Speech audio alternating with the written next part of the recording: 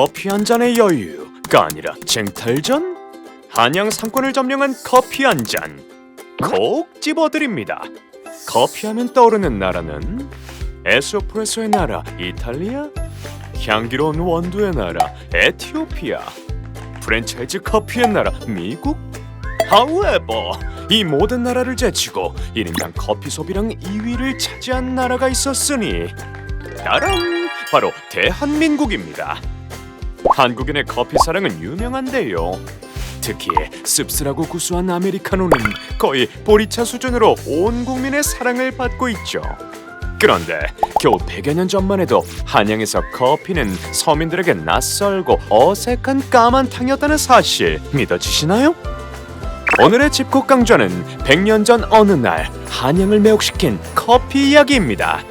왕실이나 고위층에서는 차를 간식으로 혹은 잔치나 연회 때 마시곤 했지만 서민층에서는 차를 마시거나 즐길 여유가 없었을 뿐더러 차가 익숙하지 않아 숭늉이나 꿀물 정도를 더 많이 즐겼습니다. 이런 상황에서 한양은 역사의 흐름을 타고 급격히 변해갔죠. 말 대신 전차가 달리고 횃불 대신 전깃불이 한양 전경을 수놓기 시작하던 개항기. 낯선 땅 조선에 발을 들인 외국인 혹은 유학을 다녀오거나 사절단으로 외국을 다녀온 지식인들이 새로운 문물을 가득 들고 들어왔죠. 커피 역시 이 시기에 한양 땅에 상륙합니다. 먼저 트렌드가 가장 먼저 상륙하는 왕실에서 커피는 꽤 많은 사랑을 받던 트렌디 음료였습니다. 특히 고종 왕제의 커피 사랑은 유명했어요. 손님들을 접대할 때에도 간식을 먹을 때에도 커피는 자주 고종 황제의 상위에 올라갔습니다. 그런 고종의 커피 사랑을 악용한 사건이 일어났습니다. 바로 1898년 있었던 고종 황제 그리고 황태자 독살 시도 사건입니다. 러시아어 통역관으로 일하던 김옥륙이 친러파의 몰락과 함께 자신도 유배형에 처해지자 고종과 순종의 커피에 아편을 탄 사건인데요. 커피 애호가였던 고종은 마시자마자 커피 맛이 이상하다는 것을 깨닫고 뱉어버려 큰 변을 피했으나 황태자였던 순종은 차이를 알지 못하고 모두 마셔 그 후로 며칠간 혈변을 보는 등 크게 고생했다고 합니다. 이 사건 이후 순종에게 큰 문제가 생겼다는 소문이 한양거리 여기저기에 퍼지기도 했습니다. 1896년 미국, 캐나다, 일본, 영국, 러시아 등 외국을 다녀온 육일준, 윤치호, 김등련 등 유학파 신지식인들도 커피를 향유하는 주요 계층이었습니다. 언더우드, 비숍 여사, 버시벨 등 외국인이 고국의 차 문화와 커피 문화를 가지고 들어와 대접하며 퍼뜨렸는데 이 시기 한반도에 들어온 외국인들은 외교관이나 선교사만 있는 것이 아니었습니다. 누구보다 빠르게 빛보다 빠르게 블루오션을 찾아 나선 외국인들도 있었으니 바로 사업을 목적으로 들어온 외국의 회사들이었습니다.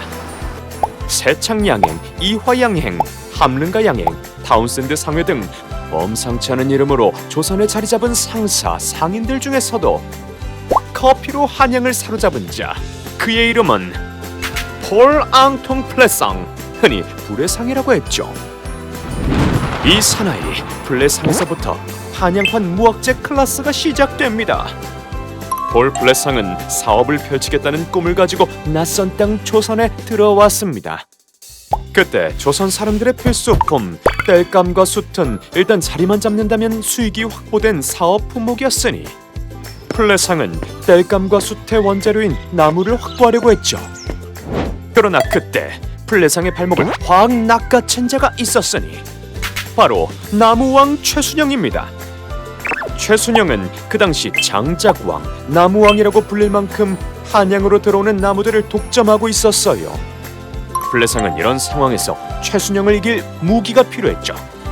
플레상이 택한 건 고향에서 무억제를 넘어 한양으로 나무가 들어오는 북서쪽의 루트. 플레상의 전략 하나, 철저히 현지화되어라. 플레상은 당시 한양에서 눈에 띄는 철저한 외국인이었습니다. 허나 머리 좋은 플레상은 한국인들의 뿌리 깊은 종씨의식 문화를 알아차리고 옳다구나 하며 장사의 수단으로 이를 이용합니다. 스스로를 고향 부씨, 불의상이라고 소개하며 무악재를 건너오는 나무꾼들에게 다가가 친밀하게 말을 걸었고 자연스럽게 나무꾼들의 관심을 얻어낼 수 있었습니다.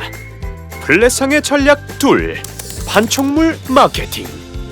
불에 상이 된 플레상은 매일같이 직접 내린 따끈하고 향 좋은 커피를 거대한 보온병에 담아 무악재 너머에 자리를 잡았습니다. 그리고 나무꾼들이 내려올 때마다 이 향긋한 커피를 공짜로 나눠주며 관심을 호감으로 이어가는 데 성공했죠. 플레상이 나눠준 이 커피는 양탕국이라고 불리면서 나무꾼들에게 큰 인기를 얻었는데 그때 나무꾼들은 이 커피를 에너지 드링크처럼 여기며 무척 좋아했다고 해요. 그렇게 최순영의 나무 독점을 커피로 끊어낸 플레상은 이 땔감 사업을 기반으로 승승장구하며 한양에서 제일 잘 나가는 외국인 자본가가 되기도 한답니다. 아참, 플레상에게 한 대 맞은 최순영은 뒤늦게 이 소문을 듣고 막걸리를 나눠 줘보기도 하고 서양인 집에서 일했다는 하녀에게 커피를 끓이게 시켜보기도 하고 끝내는 스스로 가마솥에 커피를 끓여 같은 전략을 사용해 보았지만 플레상의 커피 맛을 이기지 못했다고 합니다. 격동의 시기, 한양에 들어와 많은 소문과 일화를 남기며 이젠 한국인의 필수 음료로 자리 잡은 매혹적인 검은물 커피. 오늘의 칩콕 강좌는 커피처럼 어딘가 씁쓸한 맛도 남아있는 듯합니다. 더 다양한 이야기가 궁금하시다면 서울 역사 편찬원 문화마당 시리즈에서 만나보세요. 전자책 무료 열람도 가능.